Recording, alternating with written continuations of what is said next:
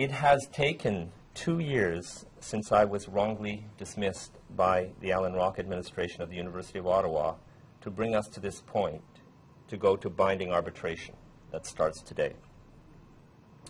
It also, in order to achieve that, it took for me to make a formal complaint of unfair labor practices to the Ontario Labour Relations Board. So in that sense, today is itself a victory. The fact that we have a hearing is a significant victory that took 2 years to achieve. So I'm going to give you now a brief chronology of some of the main events that have happened.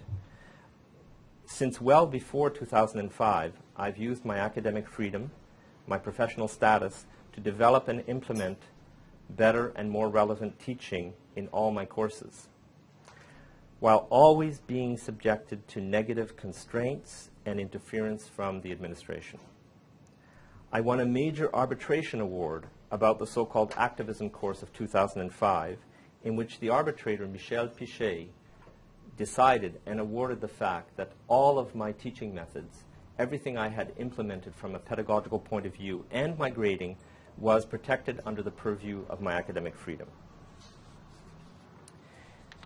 In 2006, the students and I fought and won to get our own Science in Society course that was given in the largest auditorium on campus.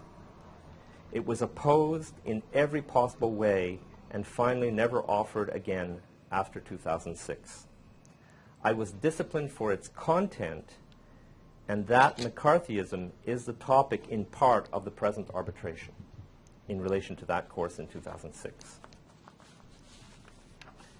Since May 2007, I have continuously published my U of O Watch blog. In this blog, I report what I see as administrative malfeasance and as I see it with documentary proof. Myself and several students and one student newspaper were all threatened with libel defamation lawsuits by the university over this blog, and using the law firm of the chair of the Board of Governors at the University of Ottawa. I was also disciplined for this blog using the pretext of copyright infringement for one image, which is the picture of Tabaret Hall, the main administration building, on my blog, U of O Watch. I have never, despite all of this, I have never been intimidated away from speaking the truth as I see it. And I will continue to report on the U of O Watch blog, and I will report the hearings of this arbitration unless I am barred from doing so by the arbitrator.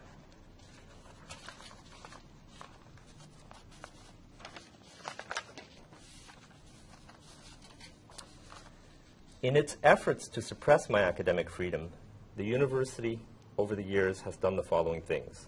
It has removed me first from all large first-year classes, courses that I had developed over a 20-year period.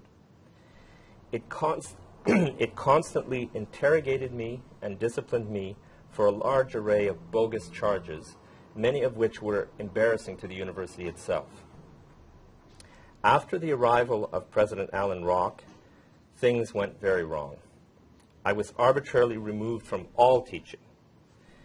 My 7 graduate students and I were locked out of our laboratory. Dismantling of the laboratory started before it was even announced that I was to be fired. I was suspended and locked out from campus while I was still a tenured professor. And I was arrested by the Ottawa police for a charge of trespassing while I was attending the weekly film and discussion series event that I'd been given for many years. And I was fired by the Executive Committee of the Board of Governors while this committee refused to receive my written submissions to it.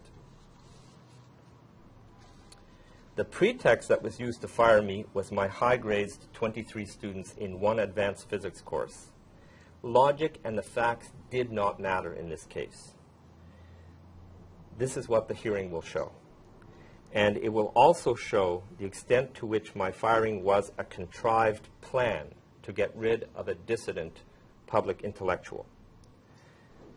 That will come out in the arbitration, and I invite you to attend the hearings, to observe the witnesses and to judge for yourselves.